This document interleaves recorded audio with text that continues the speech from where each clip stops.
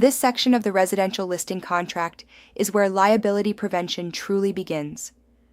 Up to this point, we have discussed compensation, broker authority, agency relationships, and marketing. Now we shift into the owner's legal duties. This is one of the most important sections in the entire listing agreement, because failure here creates lawsuits, ad re complaints under ARS, paragraph 32(2153), and potential civil liability. As a contract writer in metropolitan Phoenix, you must understand how to walk your seller through these obligations clearly and confidently. Premises, access, reasonable showings, and cooperation. The owner agrees to provide access to the premises at reasonable times and upon reasonable notice to allow for showing the property to prospective buyers and cooperating brokers. This language protects the broker's ability to perform under the exclusive right to sell. If access is restricted excessively, the broker cannot market effectively. In a hot Scottsdale seller's market, access flexibility may not matter because demand is high. In a slower Mesa or Buckeye market, restricted access can destroy momentum. Gilbert example. A seller in Power Ranch only allows showings on Saturdays from 2 to 3 p.m. After 45 days without offers, the seller blames the brokerage. The contract protects the broker because access was unreasonably limited and interfered with marketing exposure. As the agent, you must coach your seller early. The easier we make it to show, the faster we create leverage. Discussion. Question. Why is the word reasonable used instead of unlimited? Answer. Because the law balances the owner's right to quiet enjoyment with the broker's duty to market effectively. Unlimited access would be impractical and intrusive. Security insurance showings. Audio and video risk. This clause makes it clear that brokers are not responsible for loss or damage to personal property, whether attributable to lockbox use, showings, inspectors, appraisers, or prospective buyers.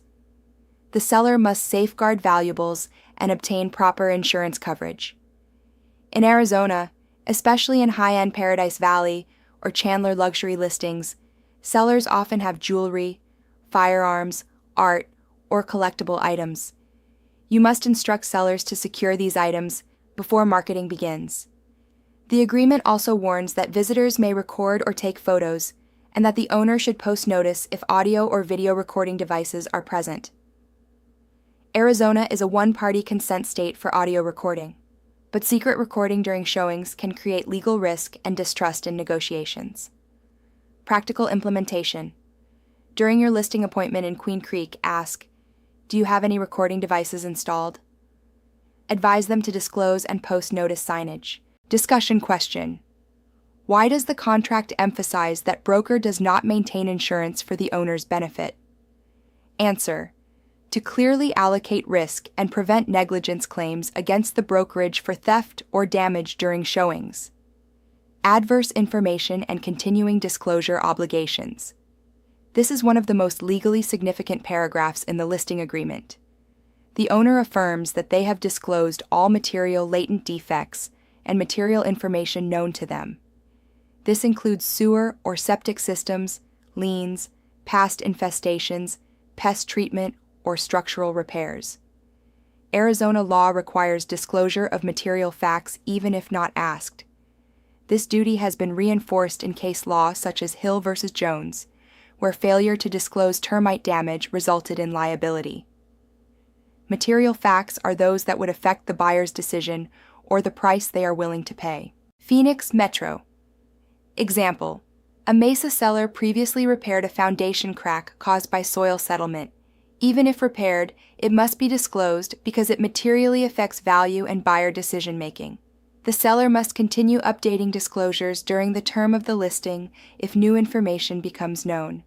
This means if a roof leak appears after listing, the SPDS must be updated. Discussion question. What happens if a seller fails to disclose a known material defect? Answer. The seller can face civil liability for misrepresentation, and the broker can face discipline if they knew or should have known and failed to ensure disclosure under AAC R428-1101. Required disclosures under Arizona and federal law. The listing contract specifically identifies required disclosure documents. As a contract writing professional, you must understand when each applies. Affidavit of disclosure applies when property is in an unincorporated county area and meets parcel transfer limits. This is common in parts of Pinal County or Maricopa County rural areas. Lead-based paint disclosure is federally required for properties built before 1978. In older Phoenix or Tempe neighborhoods, this is extremely common.